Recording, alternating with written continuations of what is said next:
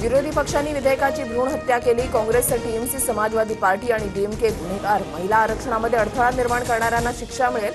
मतदारसंघ पुनर्रचना विधेयक पाडल्यावर पंतप्रधान मोदी संतापले।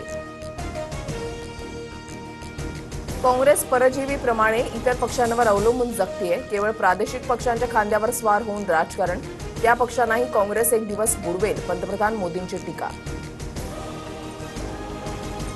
काँग्रेसनं सातत्यानं नकारात्मक राजकारण केलं। तिहेरी तलाक, कलम 370 हटवण्यासह समान नागरी आचारसंहितेलाही काँग्रेसनं विरोध केला। देशापुढची सर्व संकटं काँग्रेसमुळेच, मोदींचा हल्लाबोल।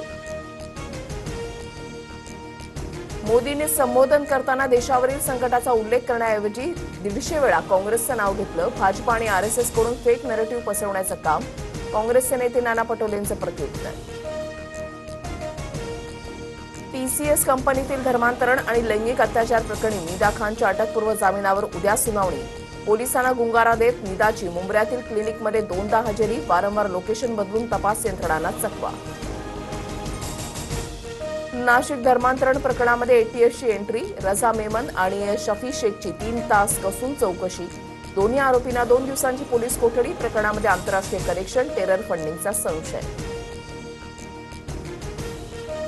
शिवसेनेत विधान परिषदेच्या 2 जागांसाठी 6 जणांची फिल्डिंग। नीलम गोरे, शीतल म्हात्रेंसह 6 जणांचं नाव चर्चेत। कुणाची वर्णी लागणार याकडे लक्ष। विधान परिषदेमध्ये सुरज चव्हाणांच्या उमेदवारीसाठी आदित्य ठाकरे आग्रही, तर अंबादास दानवे, सुषमा अंधारे यांचीही नावं चर्चेत। दत्तधामाच्या नावाआडून भोंदूगिरीचं दुकान चालवणारा संगमनेरचा राजेंद्र गडगेला 5 दिवसांची पोलीस कोठडी।